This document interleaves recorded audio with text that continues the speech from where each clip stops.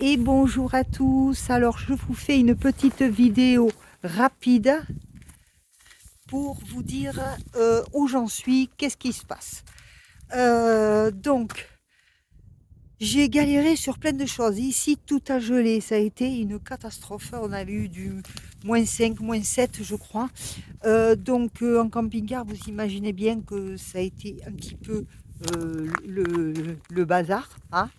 J'ai apparemment, alors je sais pas si elle est vide ou si ma cuve grise est toujours gelée ou pas, je n'en sais rien. Ça y est, elle est dégelée, vous entendez, ça coule.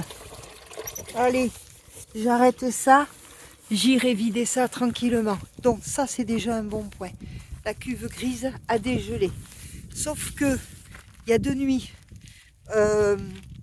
j'ai été réveillée à 3h30 du matin parce que un bruit bizarre qui se met en route.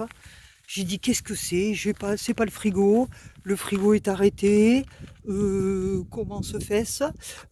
Et le temps que je réalise à 3h30 du matin en plein sommeil que c'était ma pompe qui était en route et qui ne s'arrêtait pas, le temps que je sorte du lit et que j'aille vite tout couper, je peux vous dire que bon, pourquoi? Et après j'entends de l'eau couler dehors. J'ai dit bon, j'ai compris, c'est la sécurité de mon cumulus qui s'est mis en route et c'est en train de se vider quoi.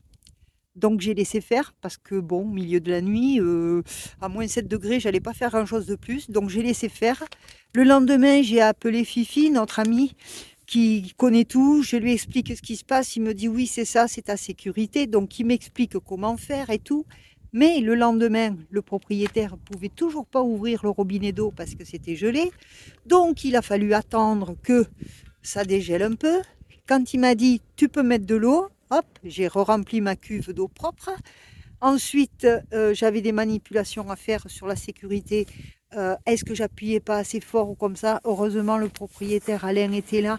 Il est venu me filer un coup de main. On lui disait ça coule pas, ça coule pas. Bon, on a réussi à remettre ça en route. Ce qui se passe en fait, c'est que j'utilise peu pour des raisons d'économie de gaz. J'économise peu le chauffage du camping-car lui-même, le truma. Et c'est une erreur quand il fait très froid ou trop humide, de temps en temps, il faut l'allumer. Donc, hier matin, oui, non, hier soir, on a réussi à remettre tout ça en route, le circuit d'eau et tout. J'ai mis mon truma en route, eau chaude et chauffage pendant presque 1 heure. Ça a fait du bien, hein, remarquez, mais ça a préservé. Je l'ai arrêté, c'était hier après-midi. Hier soir, avant de me coucher, je l'ai remis en route.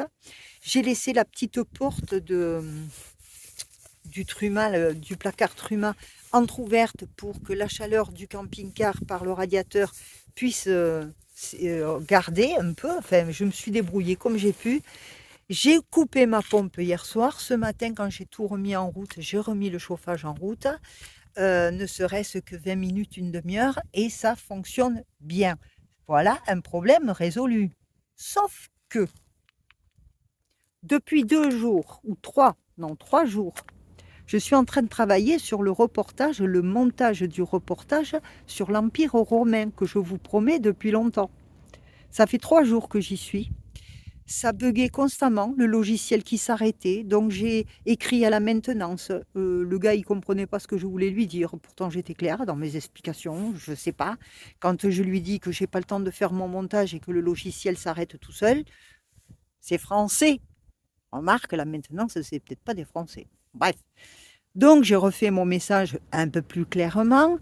Bref, ce matin, je me suis dit, je réessaye. Alors, ce que je faisais, je pense que c'est un réglage à faire avec mon micro-cravate. Quand je fais ma voix off, j'aime bien vous faire une voix assez douce, assez fluide, enfin, une voix douce et chaleureuse. Et donc, j'ai utilisé mon micro-cravate. Mais je me demande s'il n'y a pas un réglage à faire avec le logiciel. Parce que c'est quand j'enregistrais les voix off, il me semble, que tout se coupait. Aujourd'hui, j'ai réessayé, sans le micro-cravate, qu'avec le micro lambda de l'ordinateur.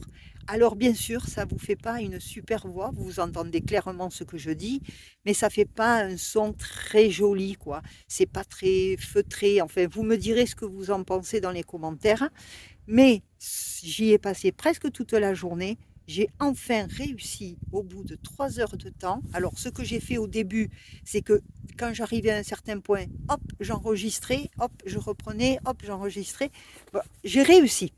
J'ai réussi à faire le montage. J'avais peur qu'il soit trop long. Non, il fait une vingtaine de minutes.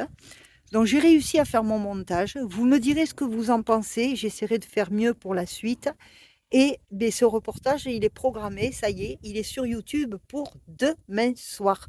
Voilà, vous avez ce reportage sur l'histoire, l'Empire romain et la naissance de Rome. Vous l'aurez demain soir sur Iscréart. Ça y est, ça, c'est fait. Là, tout de suite, eh bien, je vais me détendre à tricoter un peu. Et puis après, demain, je me remettrai à la suite et je vais déjà vous envoyer ce petit, juste pour vous dire, ce petit message vidéo express et pour que vous sachiez où j'en suis. Et bien, je peux vous dire que ça caille, surtout que je suis à l'ombre. Sur ce, je vous souhaite une très très bonne soirée, un bon appétit, parce qu'on est en fin d'après-midi. Et qu'est-ce que je voulais dire? Ben rien, ben si t'es pas abonné, ben tu penses à t'abonner, tu mets un petit pouce, la petite cloche, et puis si ça te plaît de continuer, ben tu me mets un petit commentaire. Bon, je crois que je dis n'importe quoi, je sais plus quoi vous dire. Je suis pas au bout de ma vie, mais pas loin. Mais bon, les choses s'arrangent petit à petit. Allez, bon, allez, je vous dis ciao, bonne soirée, bisous bisous, à très vite.